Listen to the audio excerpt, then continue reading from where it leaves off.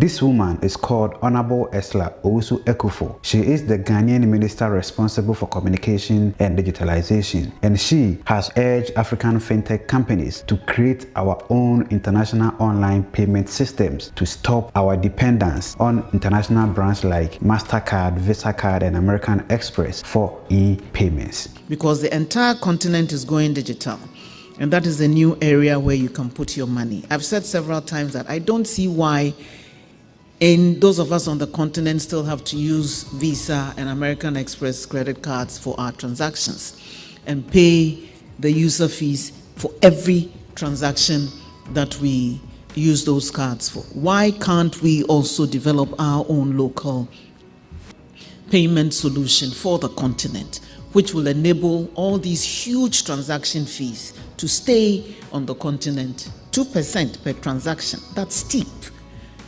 Some charge up to 3.5% per transaction. So just imagine the number of times you use your credit card in or outside the continent, and where all those monies are going to. And if we can't, using our own local tech industries and fintechs, develop our own payment solutions, which will enable all these monies to stay on the continent and to be used for the development of our continent. I would love for us to expand the assembling and manufacturing and supply of computers, mobile phones, and other accessories locally, and it is doable. So if you have partners who are in that sector, please come. Distinguished ladies and gentlemen, no one will build our country for us than ourselves. They will come. Wait, we have the full video here, but before Hon Ursula continues, we would like to share with you some reasons why African FinTech companies has been urged by the minister to rescue our beautiful continent Mama Africa from depending on international brands like MasterCard, Visa card, and American Express for e-payments. But before we start everything, please don't forget to like and also subscribe to this channel for more videos like this. Thank you very much for liking. Now let's get started.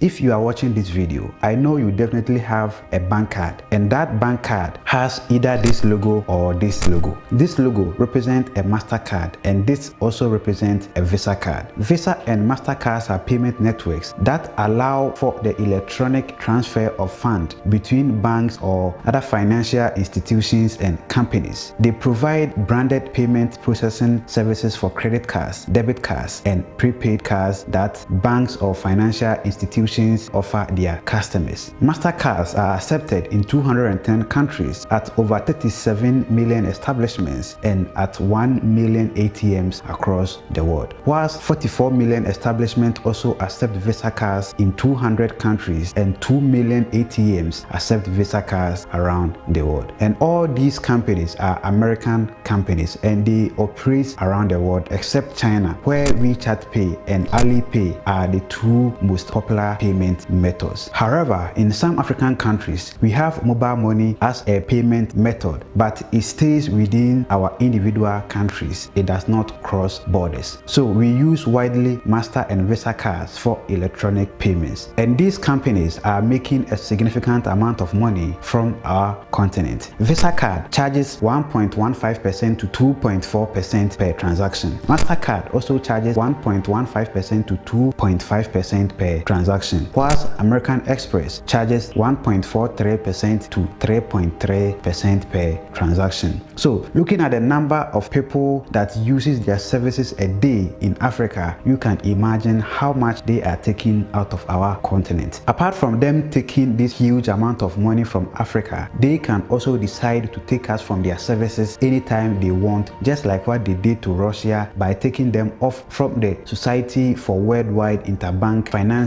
Telecommunication, SWIFT, when they decided to do whatever they want with Ukraine. So these are some reasons the Ghanaian Minister for Communication and Digitalization has urged African FinTech companies to create our own international online payment system to stop our dependence on these international electronic payment brands. She said this when she was delivering a keynote address at the Ghana Canadian Diaspora Investment Summit in Toronto, Canada, organized by the Ghana Investment Promotion Center, GIPC, under the theme Grow in Ghana, Grow with Ghana.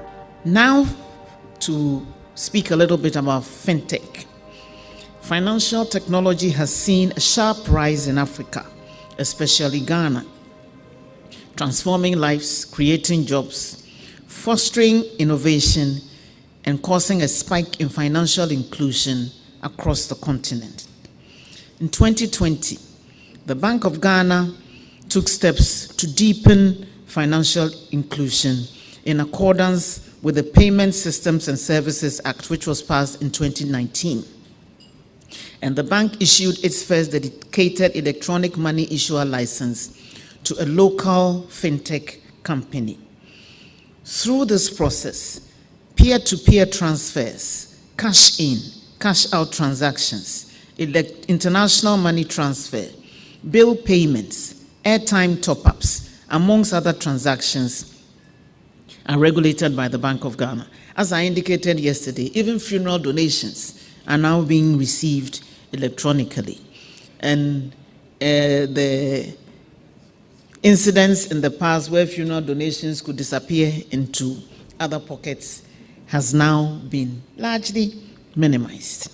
With the government's digitalization heightened in the heat of COVID-19, most Ghanaians resorted to mobile money, e-transactions, and other digital modes of payment to make life easy.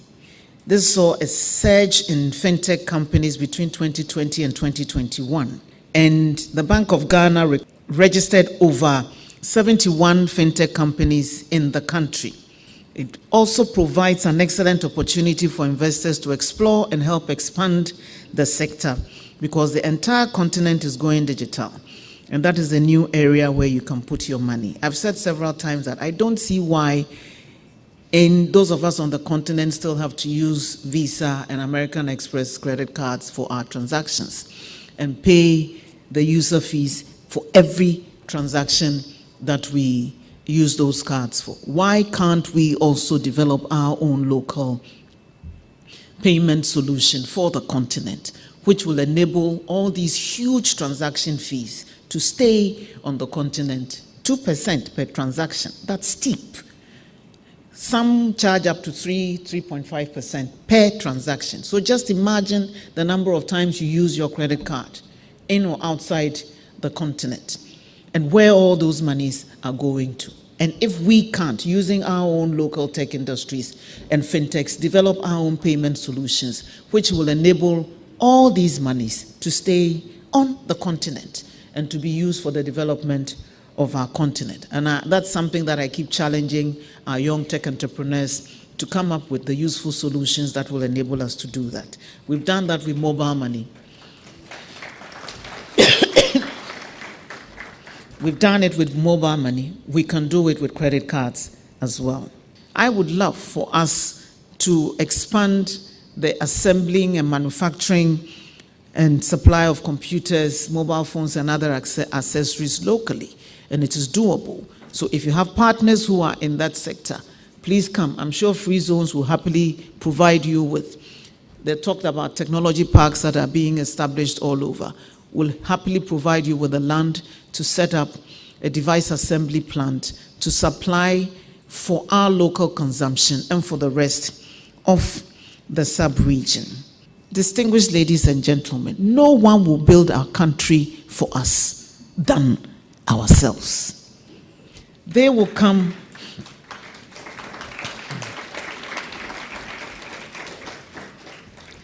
That is why this diaspora engagement is so absolutely critical. You have family back home. You still identify as Ghanaians, no matter how long you've stayed outside. It's still in your blood. Let's build our country together. Let's put our skin in the game. Let's own the development of our own country. Let's work with partners. I'm not saying we don't need them. I said that yesterday. Let's find willing partners. But whereas expats will repatriate whatever profits they make, you will keep some in your country, and your children and children's children and your families will benefit from it. It's incumbent on all of us to know that we are all in this together.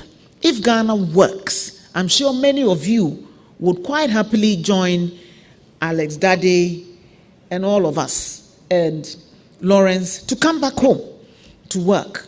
And the systems that are in place here that you're enjoying, we're trying to build those same systems in Ghana to make it comfortable for all of us to work seamlessly and comfortably and conveniently together. Your country needs your help.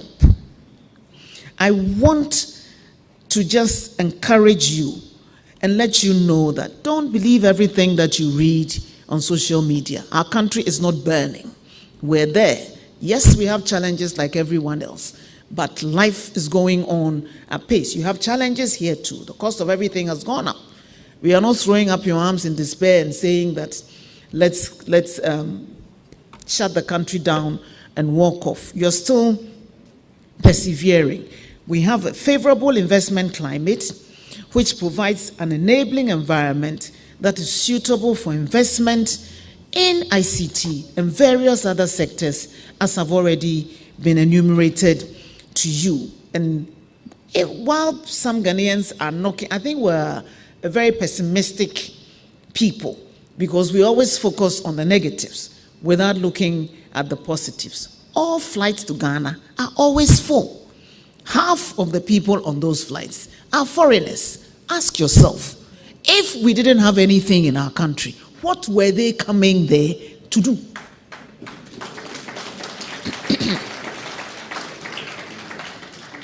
So please, baby, oh no, Giono, let's realize that we are all in this together. And so come and invest in the land of golden opportunities, which is your Ghana, and the time is now. We welcome you. Akwaba. Wow, that is great. So what are we waiting for? Let's go and grab these opportunities and make African great again. Thank you very much for watching this episode. Please let us know your thoughts and suggestions inside the comment section below. My name is Sheriff Haruna. Please subscribe and see you in our next video. Mackerel.